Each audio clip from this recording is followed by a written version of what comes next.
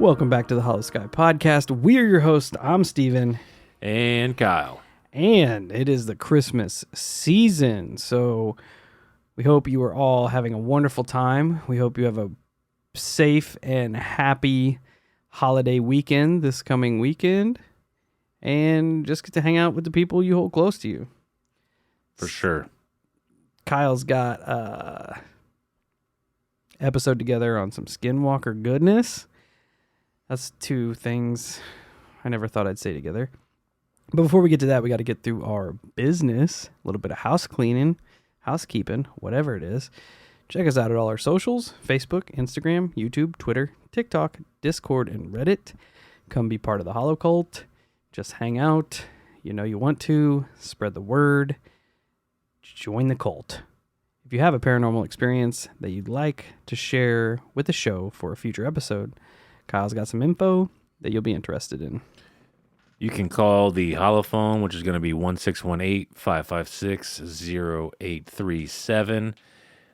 That, along with the emails, are going to be in the show notes as well, so don't worry about writing it down. But the emails are holoskypodcast@gmail.com, holoskyinterviews@gmail.com. Send your story to any one of those or any of the socials or anywhere you can get us your story, your encounters, questions, concerns, all of the above. Send them over to one of them, and we will do our best to get it to where it needs to be. Oh, hell yeah. I want to take time now to mention that this past week, I know I said it on a future show that we recorded that I got the date screwed up on, but this past week, Wednesday to be specific, we released the first episode of what we like to call Night Shift. It is a live episode that we post on YouTube, and we will eventually post it on other media platforms. But it's just me and Kyle hanging out, talking, and then we pop off the Holophone live to where listeners can call in and share their experiences live on air. We also have a live chat going, and we interact with everyone. It went really, really well this past Wednesday, our first episode. Even though we didn't promote it, we didn't have a chance to put it out there. We had like 30 minutes. We had something fall through, and then Kyle's like, yo, you want to try this? We'd been thinking about it for a while, and we're just like, whatever, let's pull the trigger on it. And it went swimmingly. So expect that in the future.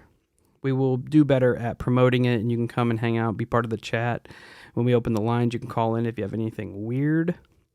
We will also be posting the audio from the night shift as extra content here on Holosky. It will probably drop the Tuesday before our next live Wednesday show.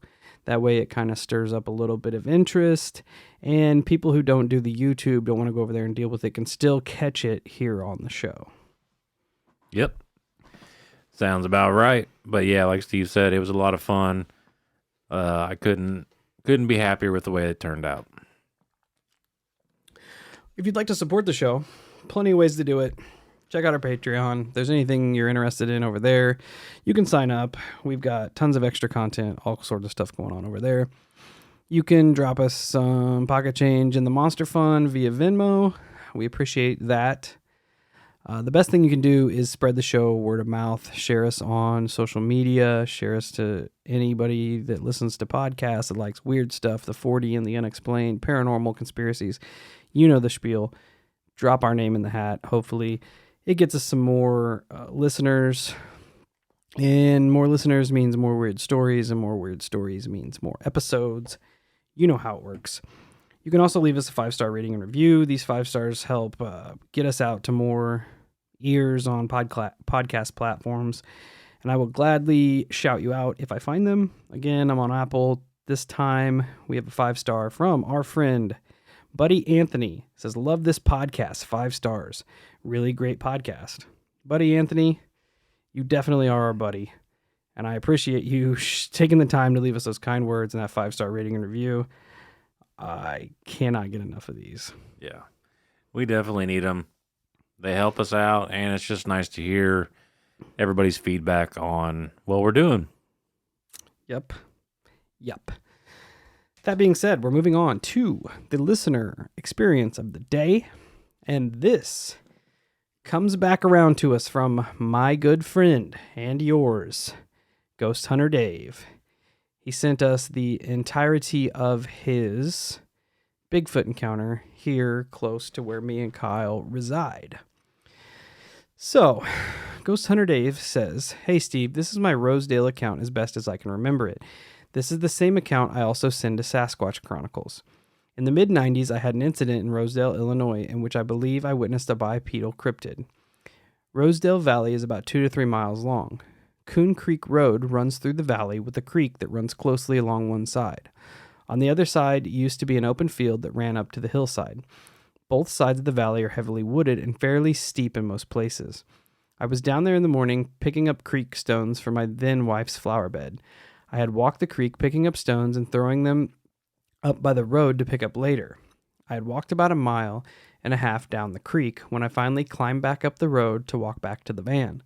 It was then that the hair on the back of my neck stood up. I didn't see it at first, but I stopped and looked around. I don't know why, but my senses caught it before my eyes. On the hillside across the field, I saw a large thing that at first I thought was a large tree stump or a broken over tree. It was dark in color, dark brown, almost to dusty gray. It really caught my eye when I noticed that it was slowly swaying from side to side. I stopped dead in my tracks and I just stared. When it knew it had been spotted, it stood up, swaying side to side even more so. We both stood looking at each other for a good minute or so. It was tall, probably 7 to 8 feet tall. Dark hair covered almost like a camo suit. Funniest thing was the more we stared, the heavier the swaying was. It was then that I realized I was running fast back towards my van. It then turned and started walking up the steep hill with no trouble at all. I stopped at that point and watched it walk back up the hill.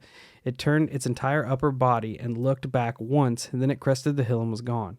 I did not pick up the rocks. I also have not been back to the valley since. I've had one other experience in Calhoun County, Illinois, where the Illinois Department of Natural Resources was involved with knocks, grunts, and hoots. This was also near the Illinois River, and I haven't been back there either. I truly believe it's a species of some kind of animal due to its actions. Do I want to see it again? Hell no. And where I have, and where there's reports, I do not go any longer. That thing scares the piss out of me. And having been a paranormal researcher for quite a few years, that's saying something. Ghosthunter Dave. Dave, thank you so much for taking the time to put that entire encounter together. Well, I appreciate you sending it in. And if you're listening to the show, you need to come on and we need to do an interview. For sure. Because not only do I want to listen to this encounter of your Bigfoot come from you, I would also like for you to share all of the other paranormal encounters that you have had, that you have shared with me back when we used to work together, because they definitely stood out and kind of helped push me in the direction of getting to where I am now. Hearing people have similar experiences and be open with their encounters is really what this is all about. And I want to make note that I talked to Dave, and he is going to be on an upcoming episode of Sasquatch Chronicles. So be sure to listen for that about his Illinois Bigfoot encounter. Yeah, that's awesome. That is awesome. That being said, hopefully he will also be on an upcoming episode of the Holosky podcast. So if you're listening, Dave, I sent you a bunch of text messages. Hit me up. Let's make this happen. And we appreciate you. The area he is talking about is highly squatchy, and it is like right between Pure Marquette Park, where the BFRO and Finding Bigfoot did their round table, where we have gotten pictures of footprints, and it's in between there and kind of like my family's property, where we have heard the howls, where I had the whistling incident, where my dad had the catfish bait incident. So that whole area there, that whole bluff side is just super thick, super steep, not a lot of people in it. It's definitely a squatchy area that could conceal something large without anyone even noticing. It's definitely interesting that, like he described, picking it up with his senses before he actually seen it.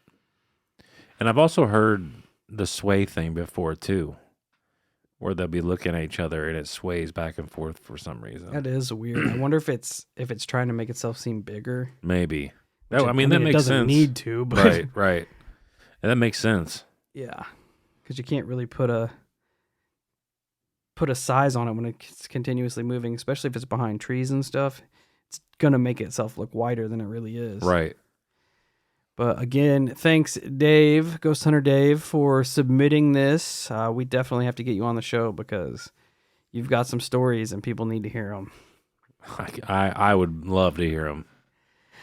That being said, we're going to jump right into Kyle's Skinwalker accounts. I am stoked to hear this. He's been talking it up, so I am primed and ready. Yeah, it's a good one, man. This book was phenomenal. So thanks for getting that, because Steve's actually the one that got me this book. And it's called Skinwalkers, Shapeshifters, and Native American Curses by Gary and Wendy Swanson. And like I said, I can't speak more highly of this book. It was really entertaining. Once I got my teeth into it, I was hooked. I couldn't stop reading it. But basically, you have Gary and Wendy here, and they live in Oregon and have always loved the outdoors. One of their passions has always been Bigfoot. They've written books about it. They just have this fascination with Bigfoot, and we know that community does that. Like when they double down on Bigfoot, they go hard for Bigfoot. Well, I assume they run a website, but regardless, one day they received a submission about a new entity, one that they had never heard before. Most likely because of all of their efforts have just been aimed at Bigfoot. But the entity was known as the legendary Skinwalker. So they ended up reaching out to a healer friend of theirs, a medicine man in the Comanche Nation of the Great Plains. This man's wife was part of the Apache tribes. Well, it seems that this man knew of the Skinwalker, but mostly wanted no part of it.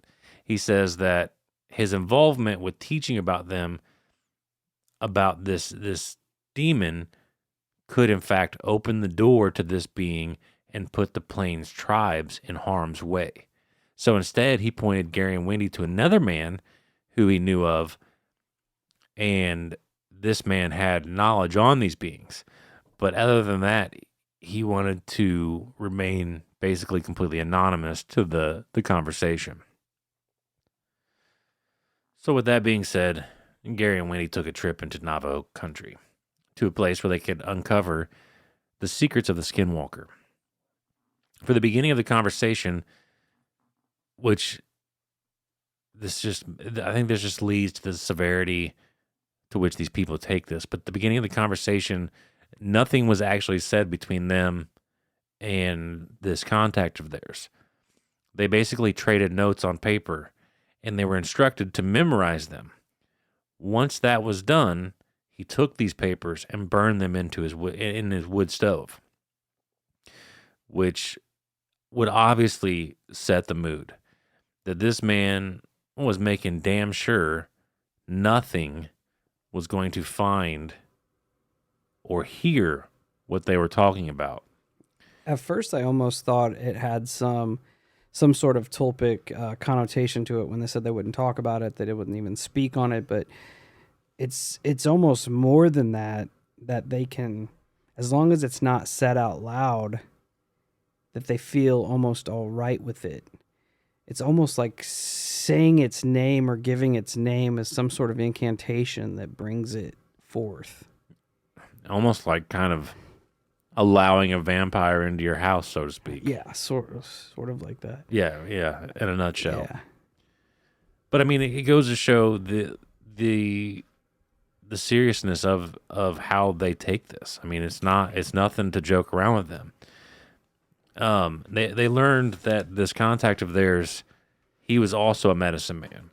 He began to tell them how, which I find super interesting, he said that the gods actually created the Skinwalker to provide their people with the ability to change into animals. This way, they could sneak into the camps of the Spanish who had invaded. Once the shapeshifters returned to the tribe, they would change back, bearing a warning of where the Spanish were and where they were going to be going.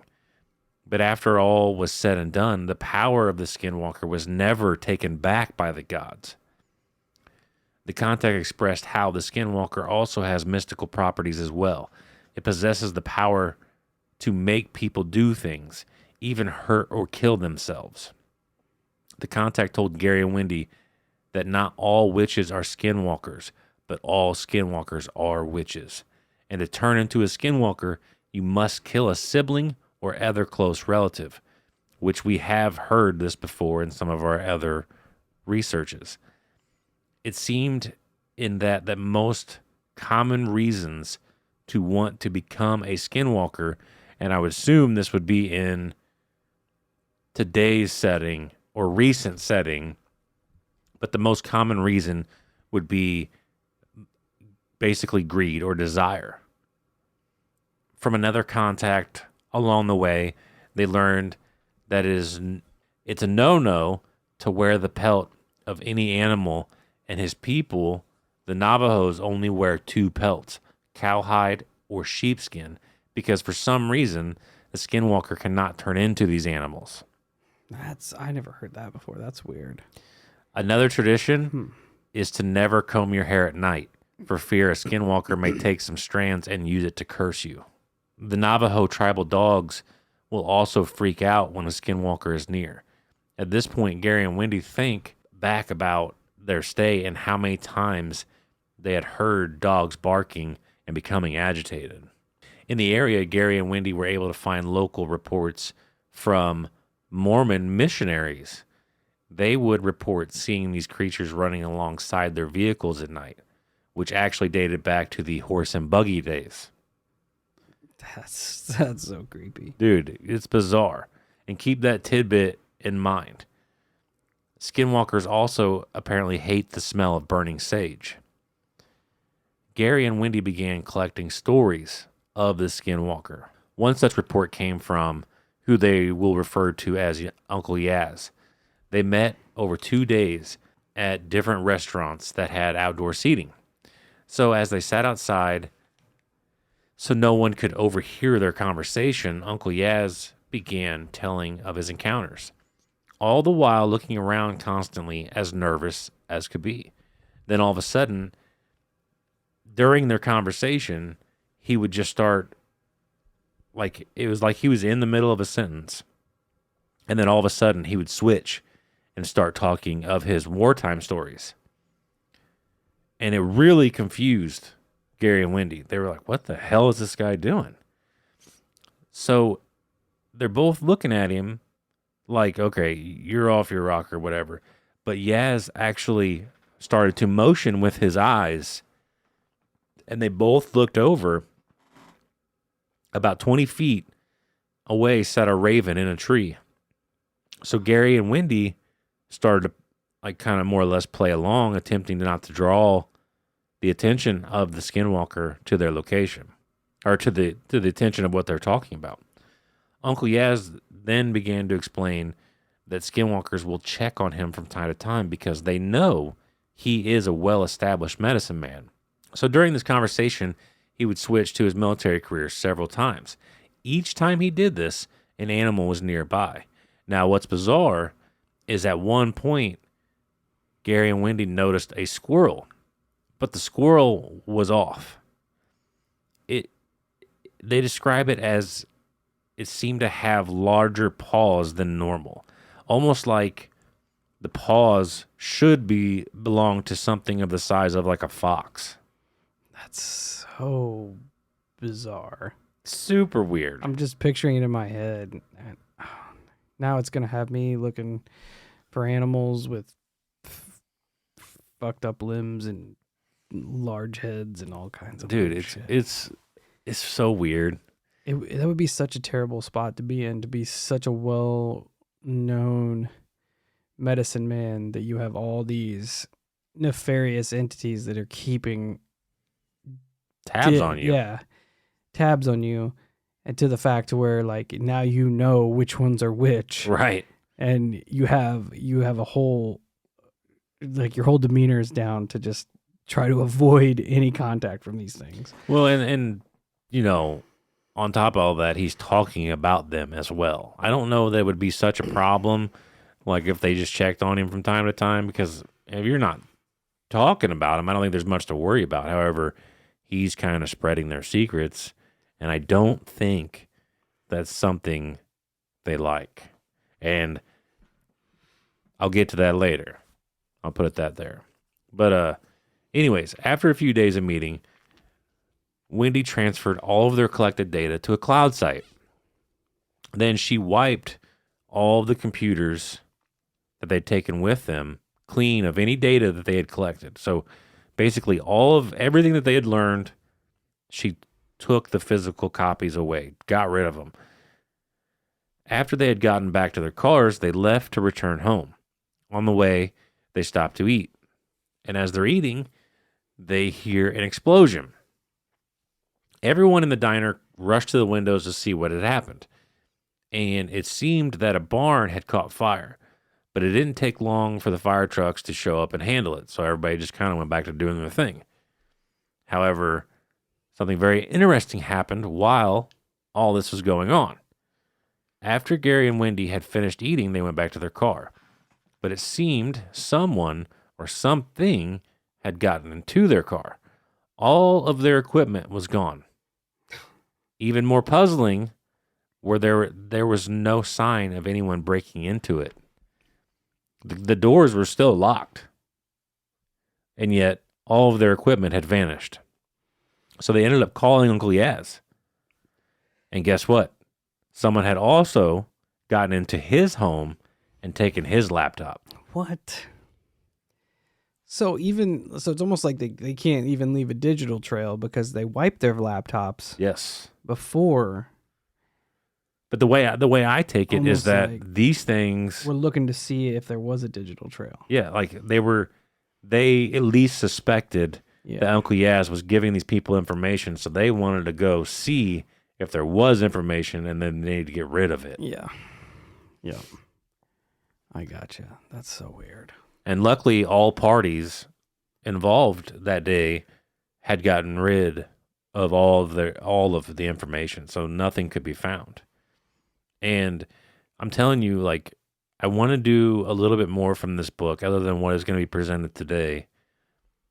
But I also want people to go buy this book because some of the things that happen in this book are just freaking bizarre. And their lore and belief in the Skinwalker and the powers of the Skinwalker, the First Nations people don't fuck with it at all, period, the end. I don't blame them, especially if there is loads of truth to this.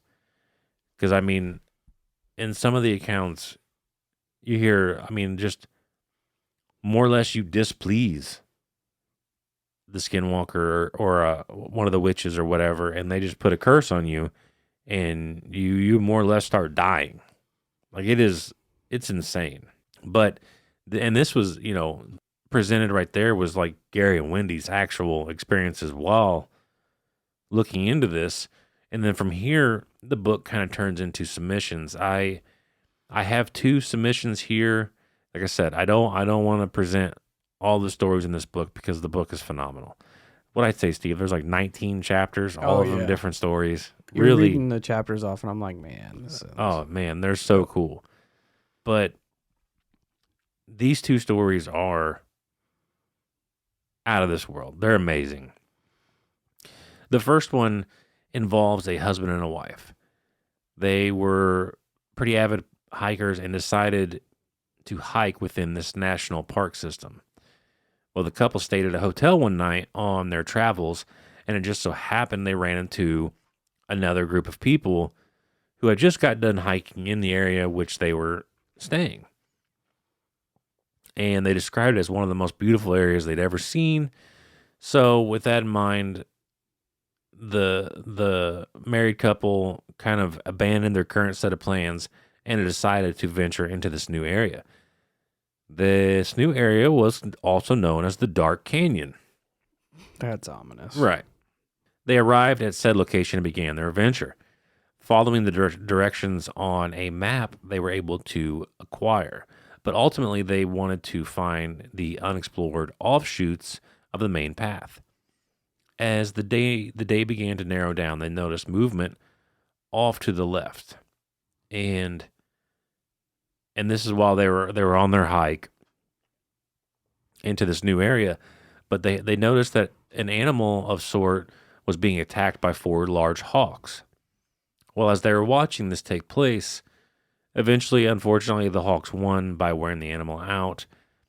But the interesting thing was that the sun was setting while they're watching this. And the sun actually revealed a path that they had not noticed. They even note, if it wasn't for seeing this attack and watching it play out, we never would have seen this path. So they decided, well, we're here for an adventure. Let's go. They did do something semi-smart, and they tied a piece of red cloth at the entrance just in case they were to get turned around. Nice. And they could find their way back. But they start exploring deeper and deeper into these little cuts of the canyon. They eventually reached the end.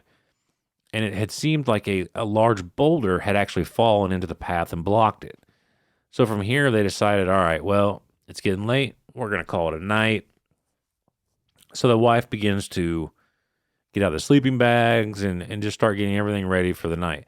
The husband starts looking around for ancient petroglyphs. Well, once again, like a calling, the sun actually starts to light up another cut in this little canyon that they're in. So the husband climbed his way onto this boulder that had fallen to block the path and noticed that it kind of cuts off. So he climbs down off the boulder, goes into this little new cut, and starts exploring it. He said it was roughly 30 by 30 feet. It was also covered. So essentially, they were inside a cave. Only in the middle of the ceiling was a hole which let the sun in, and it completely lit the room up. Except for maybe like the very edges of the wall that kind of still remained shadowy. The husband also noticed how on each side of this room there were channels that almost looked like a man had made. So when the rain actually came through the hole in the ceiling, it would channel into these channels and keep everything else dry. That's pretty awesome. Yeah. I'm curious as to how the hawk encounter plays in, because you often hear, especially when we talk about our encounters, that these hawks are like protectors and keepers of the peace and stuff of that nature. So it makes me wonder if they themselves, whatever the creature they were attacking, might possibly be. That is weird. That's a weird thought. One of the shapeshifters or skinwalkers. Could be. But I mean, imagine where they're at now. Like, they're in this little cave area. Not to mention, they are looking for a place to sleep. And it kind of just has this perfect ambiance to it. They're on this wicked little adventure. I feel like if I stumbled into that cave room with, like, the skylight, I'd be like, all right, this is where we're napping. Yeah. And it's almost like they're, like you said, like they're being guided. Yeah. All these different little pathways light up and open up. So they're just kind of going with the flow. And then they end up here at this, like, I just picture like this dome shaped kind of room that's got the little skylight in the top, like you said, almost like it's a perfect place to kind of camp out and hide out. Yep. And that's where I would be stoked, and on top of that, he's probably thinking, at some point ancient people may have found this very location and used it as a home to keep them safe from predators, elements, the whole nine. So like I said, of course, they're like, all right, this is where we're going to call it a night. A nice little protected area. But it wasn't long before they realized they were not actually alone. They got their flashlights out, and the husband had left the canteen near the entrance to this place. When he went back to retrieve it, it was gone. They ended up finding it in a different corner of the cave, almost like it had been tossed aside. while searching around with the flashlights, they noticed yet another cut in the canyon. It was roughly 2 feet wide, and whenever they shined their lights into it, it seemed like it either did one of two things. It just went on for essentially forever, or the end of it actually curved out of sight to where they couldn't tell where it ended. However, as most people do, they explain it away, like with the canteen. They rationalized the situation and decided it was most likely some curious animal that had messed with it and knocked the canteen over. Not to mention, the day spent hiking had already wore them out, so they were just ready for bed, essentially. Now, roughly 2 a.m. comes, and the husband is woken up by his wife screaming. So instantly he grabs his revolver and flashlight and starts to scan the room, only to see a shadowy figure exiting the cave. All he caught was just the slightest, quickest glimpse of something. Then he started to talk to his wife, and she said someone had touched her face. The hand felt hairy and had claws, which, believe it or not, left claw marks on her face. Oh, shit. So this obviously wasn't just some dream. So they decided they had like a little lantern and they left it on really dim. I'm assuming they had to have been just exhausted. But also they might have played it off that maybe it was just some animal that had gotten curious and come in and did that and then bounced. Because the wife ends up falling back asleep. But thankfully, the husband, he was on such high alert at this point that he was just staying up and kind of watching. It wasn't long until the shadowy visitor would make its return. The husband he was laying next to his wife and watched as this thing began to creep back into the cave. He was squinting his eyes and pretending to be asleep, all the while watching this thing and slowly reaching for his gun. Once his hand found the revolver, at that point he was ready. So the creature once again approaches his wife, and as it starts to reach back out for his wife, dude just jumps up and starts squeezing rounds off. Bow, bow, bow, bow. And he said even though it was a 22, the noise in this room was deafening. Oh, I bet. And the explosion from the rounds were just lighting up the room as he fired. Both the wife and the creature began screaming. But all of this gave the husband a very chilling look at whatever this thing was. His description is rather terrifying, and it goes a little bit like this. He said that the thing stood roughly 6 feet tall. It had long, flowing, all black hair. The hair was thin because as it moved, it would like move in the wind as it ran. The claws were very pronounced. The eyes are something he said he'll never forget. They were yellow and seemed to have a glow all its own. He said this thing moved, which this is disgusting. He said this thing moved almost like a spider as it bailed out of the cave. That is creepy. Yeah, it's just a very ominous description of how this thing moved. That is creepy. And the glowing eyes you hear in reports of like Bigfoot and Dogman and stuff of that, which makes you wonder if a skinwalker can take the form of these unknown cryptid-esque entities. Maybe. That's a good. Can you imagine a skinwalker Dogman? That would suck. It would suck. Not That would be. I also want to note that like we as humans are just prone not to be around for very long. Like you're out in the middle of the woods and you're in this cave and you left something in a specific spot. Right. And then you go back to get it and it's not there and you're like, oh shit, that's weird. Maybe some animal got it. And then you find it further into the cave where you're already at, that it's been moved on its own. And you're just like, it's probably I'm sleepy. It's probably nothing. I'm sleepy. I probably just bumped it and then it flew to the other side of the cave and magically placed itself there. Yeah, a lot of times there is a severe lack of intelligence. We are bait Yeah, for that's true. otherworldly ethereal beings. That's true. But anyways, the couple ends up, obviously, at this point, fuck this. So they pack up their stuff and they leave. They climb back over the boulder, and at this point, the sun is just starting to light up the area, enough to just barely see. But it also exposed the creature as it darts past them, and it hides behind this large rock. Well, the husband once again grabs his gun, approaches the rock, jumps around it, and he's thinking, I'm just going to put it down. Whatever this is, I'm just going to end it here because I'm not trying to deal with no more attacks, nothing.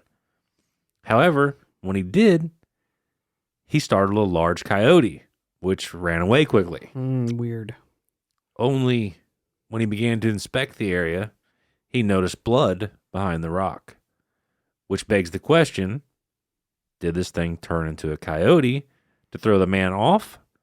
Or was it just using the coyote to more easily escape through, some narrow passages or something? Either way, they hiked back and sure enough made it to their car, which at that point, that would have been the biggest sigh of relief upon seeing your car. They pack their stuff up, they drive off. But this isn't where the story ends. As they were leaving, he's driving down the road. He hears his wife scream, "Watch out." And as he looked over, he saw the figure keeping pace with them. So naturally, as anybody would do, you speed up. And he's like, I'm holding on for dear life at this point because the roads are so bumpy and shitty, and I'm going 60 mile an hour now. But this thing was keeping pace with that window. Wasn't trying to let up at all. Only when another car's headlights started coming in the opposite direction did this thing finally end its pursuit. But the wife yells for her husband to look one last time as this thing's running away. And it actually turned into a coyote. Only it had a black pelt like the creature they had seen before. But the weird thing is it was running on its hind legs. So as a creepy. coyote. That's so creepy. I've heard that before from somewhere. It's weird, man. In some hunter account or something. It's so weird. It's fucking bizarre. And this next story is just as bizarre. Because it ties, in my opinion, this next story ties the episode together. But once again, I'm being pretty brief in the description of these stories. You need to read these stories if they interest you. And the books are really cheap on Amazon. But man, they're phenomenal. Like I said, in the detail, especially in this next one, he gives a lot of detail of the area that he was hiking, which makes it sound amazing. But anyways, the next story involves a man who was retired, and he had been, I don't know if he saw an episode or read about it or something, but anyways, he's retired, right? And he decides, all right, I am going to go search for the lost Dutchman mine. And his wife, she was like, hey, you got nothing better to do? You're retired. You can afford it. Why not? Go do it. So what's he do? He packs up and heads to the strange mountains in search of fortune. So he goes up there, begins his search on the area, climbing in and out of places, following trails to see where it'll lead. Around 4 p.m. that day, it starts getting dark within the canyon. So he's kind of starting to look for a place to lay his head for the night, but he notices a large shadowy figure dart by. Being that it was so hot out, he thought maybe it was a hallucination. However, after he would see the figure again, but this time he got a pretty damn good look at it. The being looked like a half crow, half man. What? Yeah. And then the way he describes it is like as soon as he's seen it, it darts away. Like it just goes away. It makes me think of the Owlman. A little bit. From Yeah. Monahan. A little bit. And if maybe if maybe they're all similar in that nature. Like we thought maybe they're different races of cryptids, but maybe this is all sort of like Skinwalker shapeshifter based. Which is gross. I never thought of it like that. That's weird. I don't know. It is weird. But once again, the rational mind does what the rational mind does. And it starts to explain it away. We are our own worst enemy. Right? And, what he tells himself is he's like, it's probably because I'm exhausted and dehydrated. I'm probably hallucinating. So he continues on and finds a nice little cave area about 6 feet high, 15 foot wide, and about 3 foot deep.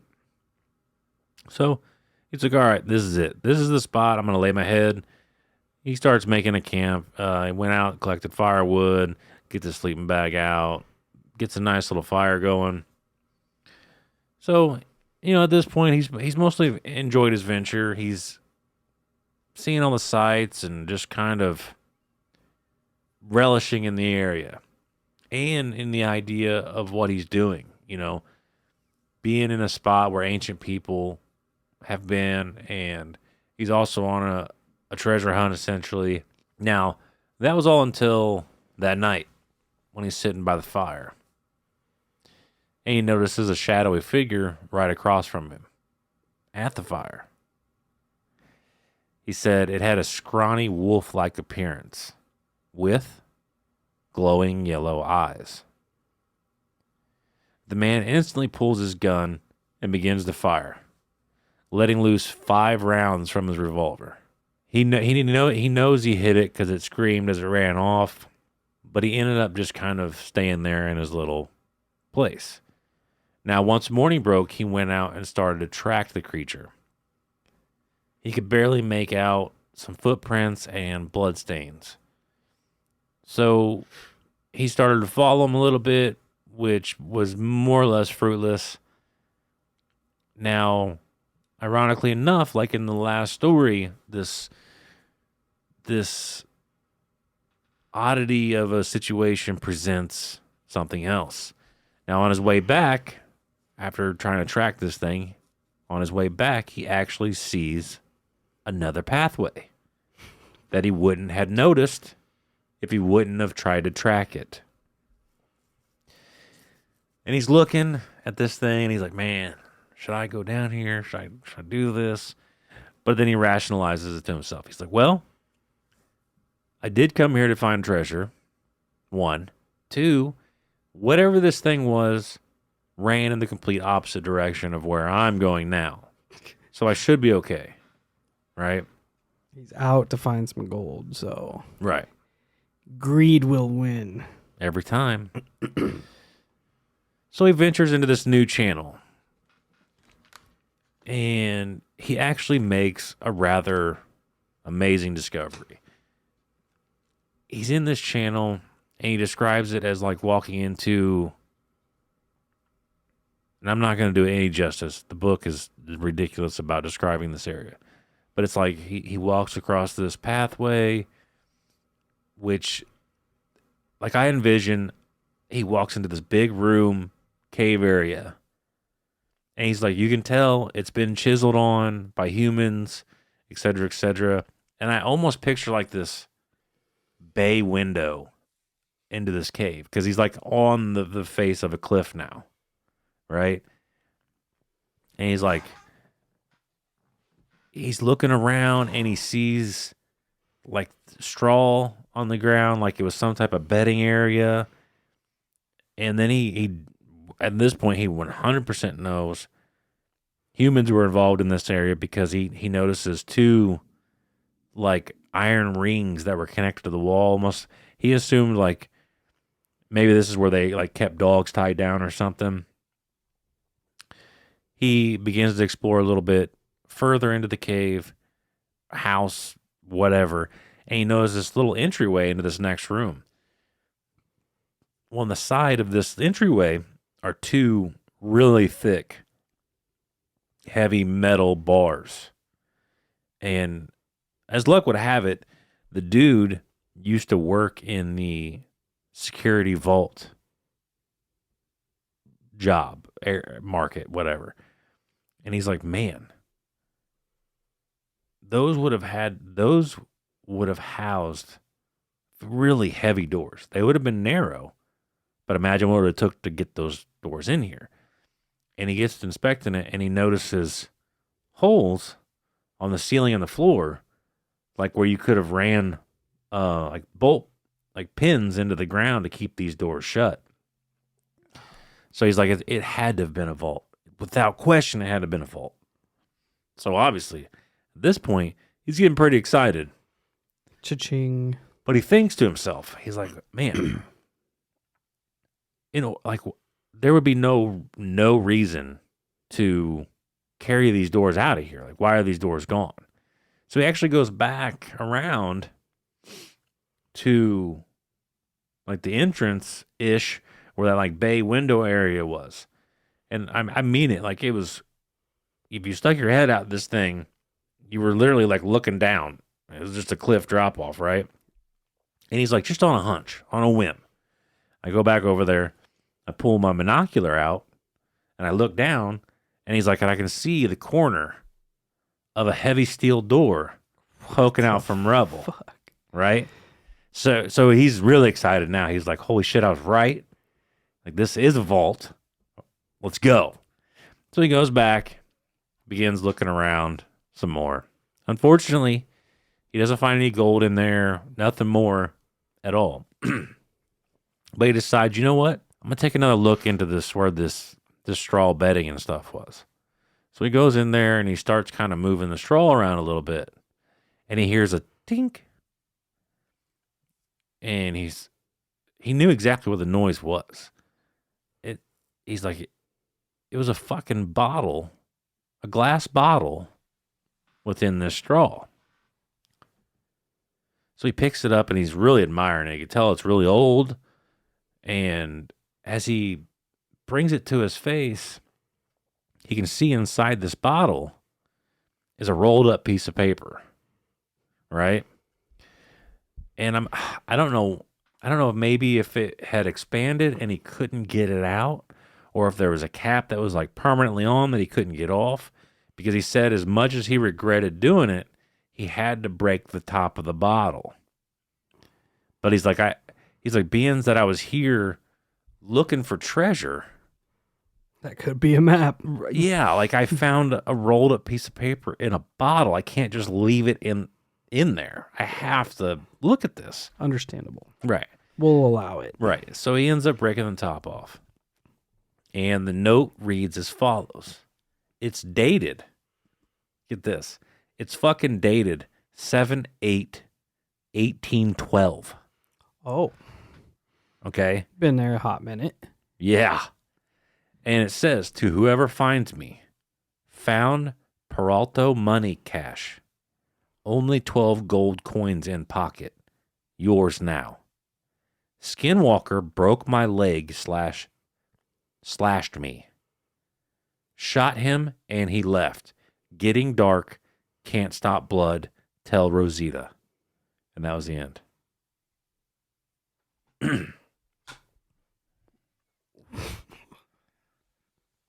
And like the guy noted, like you could tell like he was struggling to get this all to fit on this little bitty piece of paper he had. Like it was a little bitty piece of paper. That is awesome. Dude, how fucking wild would that be? Can you imagine being there, finding the bottle and reading it? Skinwalker here. I'd say, okay. From 1812. 1812. Oh my God. I think about the poor dude writing it. That's exactly what dude said. By a Skinwalker, and knowing that you can't defend yourself anymore. Well, what's crazy is he bleeding out. knew what a Skinwalker was. And That's so. I mean, not trying to be like profiling here. Yeah, I said Rosita. Rosita, right? It's definitely a Spanish name. That's Pretty wild. it's just awesome. It is awesome.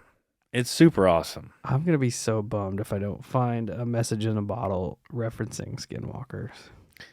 Well, once again, to the bad luck or whatever of this guy, he's like, I don't see any like human remains in this place. I don't find any gold coins.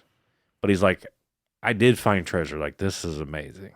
So he makes camp again, lays down for the night. But this time he definitely slept with his gun in his hand because he had read this note. And like I don't think at that point he made the connection. He was like, I don't know what the fuck a skinwalker is, but I'm not taking any chances. So he sleeps with his gun. Everything goes fine. Morning comes. He packs up, decides to head out, puts bottle and note in his backpack. Now, he gets back out of these rooms, starts walking back, and he turns this corner on the path, and something smacks into him hard. Boom. Knocks him down. At the same time, removes his book bag. What? And takes off running. And dude catches a glimpse of it, and it's the exact creature that he saw the night before that he shot. What? So this thing took his backpack, which had the note inside it. Which is as good as a computer. Yeah. With information on exactly. It. That's so why that part confuses me so much because like why don't they want information out? Like you can see the Tulpic idea as to why everyone doesn't want it out because the more you put thought and information into it or thought and power into it, the more it could be. But why don't they want knowledge of their existence out? I think it's the obvious answer to me. They want to operate within the shadows, right? Yeah. Like because if people don't know they exist, they don't even know what the fuck's happening, right? Because they said most of the time these things want to be a skinwalker for greed. Yeah, there's a reason behind it. It's nefarious reasons. I mean, if that thing was, let's play devil's advocate here, and let's say that thing was the same skinwalker that attacked Old Boy in the 1800s. It had to, if it knew that dude had that bottle in his backpack within, let's say, 8 hours of him finding it, that thing had to know that bottle was in that cave. Oh, for sure. Why didn't he just get rid of it? Oh, maybe he didn't know. But it says that they have mystical properties about them. Yeah.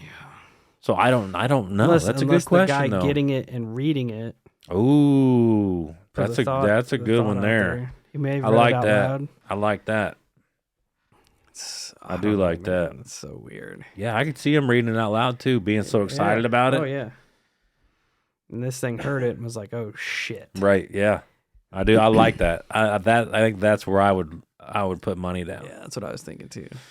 Because I was reading some little tidbits on skinwalkers and their supposed abilities and such, and they talked about having telepathy. Let me see if I can find it. Interesting. Yeah, Wouldn't surprise me though. So here, this is from the unnaturalworld.fandom.com. I don't know how much credence this holds, but I'm just going to put it out there. Powers and abilities of said skinwalkers. I'll read a few off. Shapeshifting, of course. Skinwalkers can shapeshift into any animal in the world that they know of, including humans. Oh, that's gross. Yeah, sucks. Telepathy. Skinwalkers are also telepathically linked with each other, enhancing their coordination during hunts and fights, but allowing little or no privacy at the time. Skinwalkers can read other humans' minds and control them. Skinwalkers from two different groups can communicate telepathically and are able to choose which thoughts they share. Which made me think about Medicine Man dude who automatically knew these things were there. Yeah. Maybe he was. Well, on top of that, Medicine Man dude did say that Skinwalkers have mystical properties and they can make people do things and harm themselves or kill themselves. So there you go. I think that answers it. Voice mimicry. Skinwalkers can copy animal or human voices to lure victims to attack them. They generally copy the sound of a human that is in need of help. Mind possession. If a human looks into Skinwalker's eyes, the Skinwalker can control their mind and can magically steal their skin for their own use. Kind of like possession, essentially. They would just take over their mind. Reminds me a lot of Wendigo as well. Skinwalkers do use magic and charms to control and possibly kill their victims. They have superhuman strength. In human form, their strength is almost superhuman, and in animal form, it is at its peak. They have superhuman speed. Skinwalkers reach great speeds, some up to 100 miles per hour, which often allow them to outrun motor vehicles and have a greater endurance than normal humans. Superhuman agility. They can move, jump, climb, and run incredibly fast without exhaustion. Durability. A Skinwalker's bodily tissue are much harder and more resistant to physical energy than those of an ordinary human. Their bodies are able to withstand great impact forces and blunt trauma that would severely injure or kill a normal human. Skinwalker longevity. Skinwalkers have a slower aging process and can live longer than normal humans. Healing factors. Skinwalkers can heal and regenerate very quickly. While not completely invincible, these capabilities allow them to continue battling even after serious injury. In some cases, this accelerated healing can be detrimental to them. Yeah. Well, predator rules, bitch. Yeah. If it bleeds, we can kill it. That's true. Here are supposed weaknesses. In human form, while it's virtually impossible to kill a Skinwalker in human form, there are magical ways to protect oneself and even kill a Skinwalker. Magic. Skinwalkers are susceptible to all powers of magic. A bullet dipped in white ash.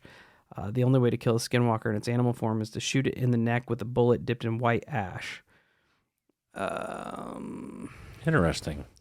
It says, granted, the First Nations people did not have guns for centuries while the Skinwalker legend existed. This is likely an embellishment or a modification of the tradition of burning white ash in areas suspected of having Skinwalkers. The combustion from a gun may deliver a more direct shot in an unwitting instant of accidental ingenuity. Silver Skinwalkers are vulnerable to and can only be killed by weapons that are made out of silver. Like I said, I don't know if there's any meat to any of these. I just thought it was interesting to share them. Don't. If you come across a Skinwalker, don't take the time to dip your bullets in white ash. Come on. But anyways, like I said, back to this guy's story here. Creature makes off with the backpack and the note. Dude ends up getting back to, like, I guess where his main camp was, where he had a tent and shit set up. And he said the campsite was slashed to pieces. It looked like a bear had attacked it. Why do they always got to do that? I don't know. That's a dick move. It is. But so he abandons that pretty fast, starts going back to his car, gets to his car, takes off, going down the roads with his high beams on because it's kind of like real early morning. Looks alongside his window, and guess what's running right next to the car? 50 mile an hour. This thing is right there. Coyote on its back legs. Well, driving down the road. Another car starts coming down the road. Once again, creature dips off. As he looks over at this thing running, the creature is now a deer running on its hind legs. Fuck that. What? I'm just picturing it, and then my mind just starts to wander, and now it's got the backpack on as it's also running. I hope so. I hope so. Giving him the finger. Yeah, it's a big LOLs. Yeah, just giving him a deer hoof finger. I don't even know how you do that. He'd figure it out. It shapeshifts its hand into a human hand to give it the fingers. I hope. But yeah, that's the end of that. But I'm telling you guys, buy these books. There's one story I can recall. This boy watches 4 natives at a little campfire, and they're all wearing animal pelts. Well, one guy wearing I thought it might have been like a wolf pelt or something, comes out from the shadows, walks in front of this group of men, and he stops in front of one of them, and the boy remembers this guy, the look on this guy's face, like, fuck. And next thing you know, the dude that was basically like, fuck. The boy can't really wrap his brain around it, but that dude was like a little dog or something. Like it transformed him into a small animal, and they end up killing him right there in front of. The boy was hiding there. He wasn't supposed to be there, but there was an execution there. He talks to his dad about it later on. His dad was like, at first his dad lied to him about the story. It was like, oh, you probably just saw him put an animal down, blah blah blah. And later on, he gets the truth out of him, and he's like, no, that guy knew he was going to die. He knew going there. So it seems like they also have this self-regulating system within themselves as well, right? Because there's a couple stories kind of like that in there.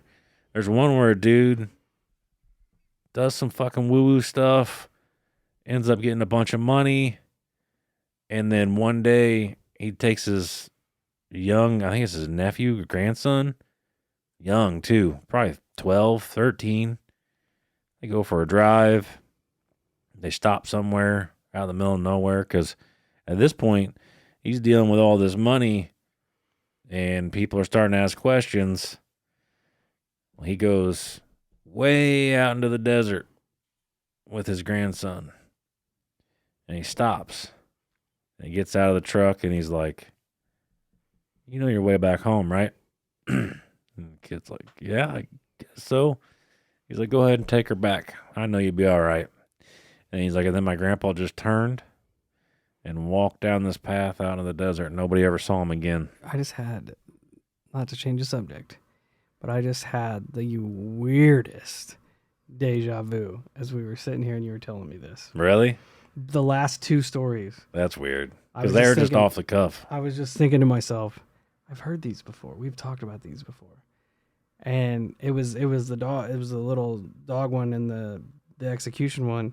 And I'm like, man, maybe we hear so many stories. Maybe it's just my brain. And then you started with the grandpa walking off. I'm like, we have fucking had this conversation before. I don't know, we haven't, because I just off the cuff remembered them. But and I'm also trying to. That is so weird. That is weird. I'm also trying to entice people to go buy the book because the stories in there are freaking amazing.